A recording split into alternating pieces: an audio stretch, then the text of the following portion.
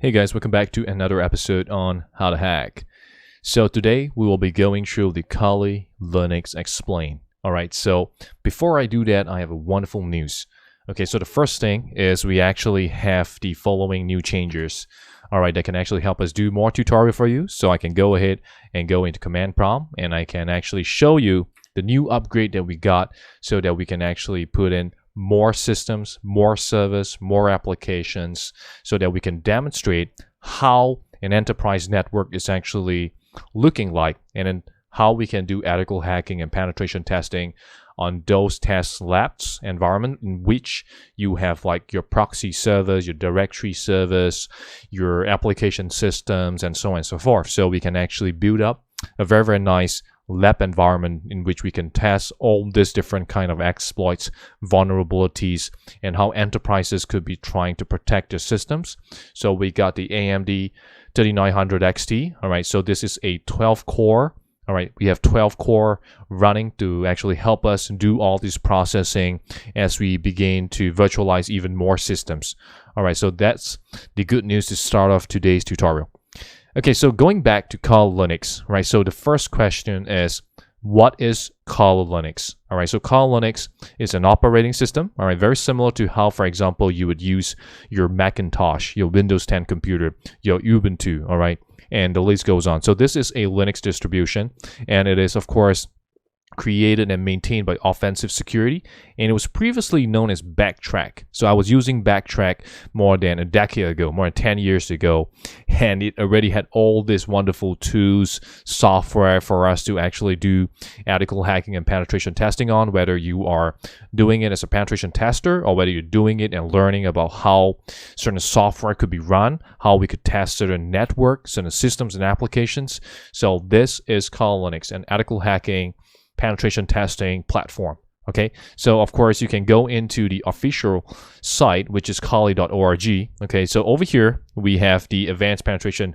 testing distribution. Okay, and of course it has all the tutorials, the new updates of all the software, and so on.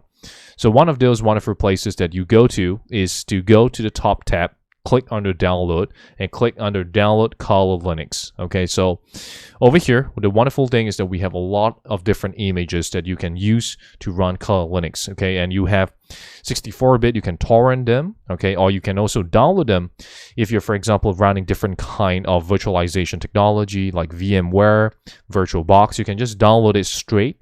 And all you got to do is double click on it.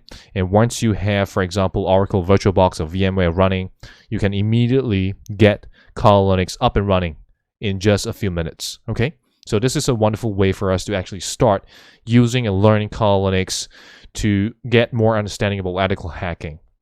Okay, so moving back into Kali Linux. So let me log in. Okay, so this is the login page. Let me log in into Kali Linux. And of course, in Kali Linux, I am actually using it, all right, as a platform, all right, where I'm also teaching a lot of IT professionals in the area of cyber security. All right, I've trained hundreds of IT professionals across the world in terms of using Kali Linux, and of course you can see all of the different kind of information, like different kind of payloads that I've created as part of all this training. And one of the important places that we'll look at is actually on the top left corner. So this is the manual of Kali Linux, and they have actually broken down all this different software for us. So you have your favorites, recently used, and so on and so forth. But the more important one here is 01, 02, 03, 04, all the way to number 13. Okay, so this are how they have actually categorized some of this software. And before I actually dive deeper into what each of this category does, I also want to share with you a little more about, for example, some of you may be familiar with the cyber attack framework, which was developed by Lockheed Martin. And of course, there's also the MITRE attack framework. Okay, so this is a knowledge base about foundation of the development of certain threat models, methodologies in the private sector, in government, in the cybersecurity product and service community. Or as you can see over here, so we have the attackmitre.org. So we can see all of those information. As you scroll down, Okay, you have the different kind of techniques that the hackers are using. So you have the initial access, execution, persistence, and so on and so forth, all the way to the end. All right, so you can actually see all of those different kind of tactics and techniques. All right, the techniques are listed over here. Okay, so for example, if you want to look at abuse elevation control mechanism, you can just go ahead and click on it, and it will give you more information about the sub techniques. All right, so for example, the sub techniques here: set UID, set GID, bypass UAC. All right, so we have done a couple of those privilege escalation tutorial and as part of this channel. All right, and then we have super user do. All right, caching and so on. So all this gives us a wonderful way of first understanding about how the cyber attackers do it, and two, in terms of the mitigation strategy and activities that we can put in place to protect ourselves and our enterprises against all these cyber threats. Okay, so moving back into Kali Linux, so you can see some sort of similarity. All right, of course, in this case, more from the attacker's point of view. So we have, for example, like information gathering. Okay, so we have information gathering is about gathering information of a network, a device, a suite of devices within a network, all right, even about an entity which is coming from open source intelligence platforms to help us find out more details before we launch an attack. All right, so you have, for example, here DNS analysis, you have SSL analysis, SMTP, simple mail transfer protocol, and the list goes on. And you have all this common software, and we have covered quite a number of them in terms of helping us list down the number of devices in a network. All right, so this helps us understand, for example, how many mobile devices is in the wireless network, how many devices are there in the network, whether they are Macintosh, network attached storage, Windows computers, mobile devices. We can find all of that from here. Okay, and moving on to 02, we have vulnerability analysis. Okay, so this is the part where we are scanning the devices, looking out for certain information where we can try to break open certain openings in which we can gain access into the device. So I always go back to the very straightforward use case that we do as part of a cyber attack. So think of it again like how a robber would go breaking into a house.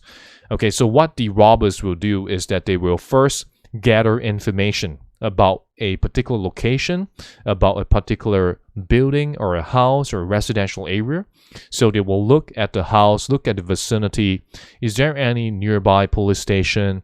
Is there any high walls that we need to climb? What kind of fence are they using? And how many doors does this house have? How many windows do they have on the first floor?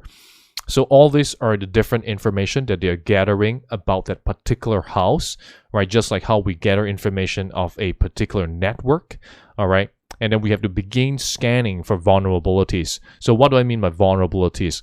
We're looking for places that can give us access into the house. Okay, so maybe this house does not have a high wall, so we can easily jump through the walls and gain access into the house. And maybe in the house, there are 10 windows on the first floor, and one of the windows is always open, in which the robbers can easily just jump through the window and gain access to the house, after which they will begin, all right, finding out where are the cash, the valuables inside the house. So of course, in the cyber world, we're looking for critical data. All right, so once we gain access to critical data like financial information, credit card details, personal data, once we gain access to them, right, so that means the hackers have access to those systems, applications, and those key data. All right, and on 03, we have web application analysis. So we have been doing a lot of web application penetration testing series as well, where we demonstrate how many different of these sites could be vulnerable to different kind of hacks. So we went through and using, of course, Open Web Application Security Project and looking at some of this electronic homicide as an example of how hackers could do cross-site scripting, cross-site request forgery, trying to do SQL injection to gain access into other parts of the sites. All right, so we have actually went through a lot of them. And as you can see over here, right, we have CMS, right, content management system. So we're trying to identify what kind of platform technology that you're running so that we can conduct specific and create specific payloads to go and target against that particular site. We have proxy, web crawlers, directory systems. So we even had one tutorial where we could find out where is the login page for the administrators, right? So those were the kind of different tutorials that we were doing previously. And Burp Suite, I know I got a lot of requests about Burp Suite, so I would do a tutorial, okay, a couple of tutorials on this coming soon. All right, so do watch out for those tutorials. And we have gone through all this different kind of technology and platforms for us to do analysis of those sites, especially in an automated way. But Burp Suite gives us the option to be more manual, to actually customize our payload and inject them specifically into different input forms. 04 is database assessment.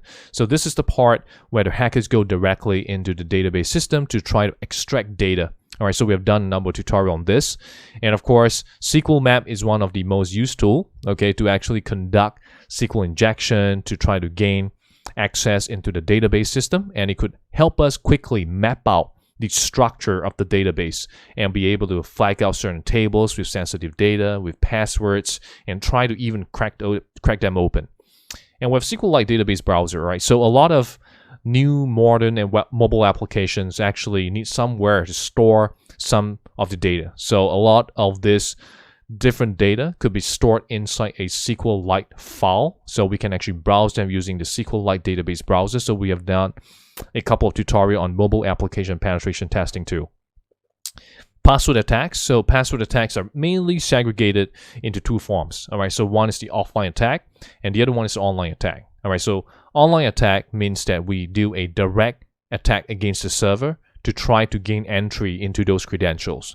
And for offline attacks we are actually targeting, all right, based on the data that we have extracted. So once we have extracted those data, what we will do is we'll try to crack those passwords that we found. All right, so that's the whole idea of password attacks. And we can also look at some of the usage of the software here that's been created, like John, Medusa, WordList, that we also have used very, very frequently together with other platforms. Wireless attacks, all right, so you can get yourself a couple of wireless adapters and we can put them into the promiscuous mode and we can start sniffing for data in the network and looking at how data are being transacted in the vicinity, in the area. So that's part of wireless attacks. And more than 10 years ago, I was already using Aircrack NG. All right, so this is actually very, very useful in helping us crack certain wireless networks. All right, and we have reverse engineering. All right, so this is the part where we can look into the software and look at the assembly language of how they actually call certain functions and be able to map out how their application code could be running logically, and then looking at places where we could possibly inject into the software to gain access to the system.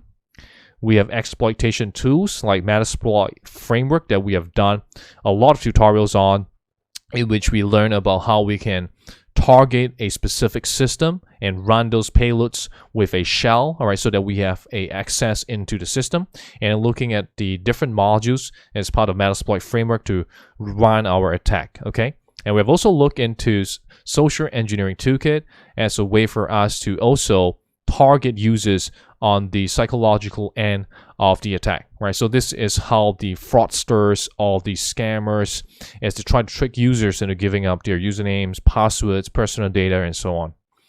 All right, then we have sniffing and spoofing. All right, so this is the part where you could possibly set up a fake wireless access point, and as people gain access to your fake wireless access point, you could see all those data that are going in and out of the system. Or if you manage to join a network, you could actually run a sniffing, all right, to look at certain data that's been transacted in the environment and be able to view into those payload. We have post exploitation. So this is the part where you gain access in the system and you may want to crack the password. You may want to gain elevated privileges. So those are the different kind of modules available as part of post exploitation. So we have went through on Mimikatz, Powersploit, all right, and then we'll try to go through the rest of the other software or even writing those software ourselves. We have forensics. Okay, so this is the part where we have not gone through at all yet as part of the channel, but definitely really exciting topic and domain that we will look deeply into in future tutorials, so do stay tuned for that. Reporting tools. Okay, so if you're a penetration tester, at the end of the day, whether you are doing your internal or external penetration testing, you definitely need to be able to generate reports to provide them back to the stakeholders and let them be informed of where you detect the vulnerabilities. So again, going back to the earlier analogy about how robbers go after houses.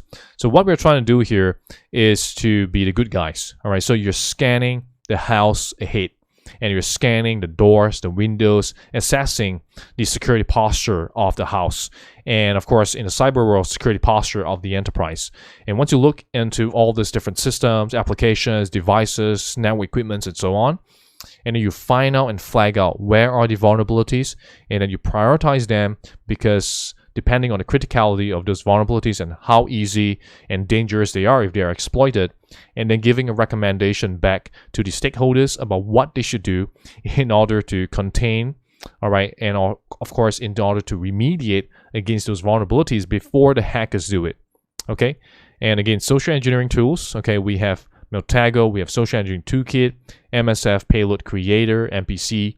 So again, very, very good ways for us to launch attacks where we could get usernames and passwords.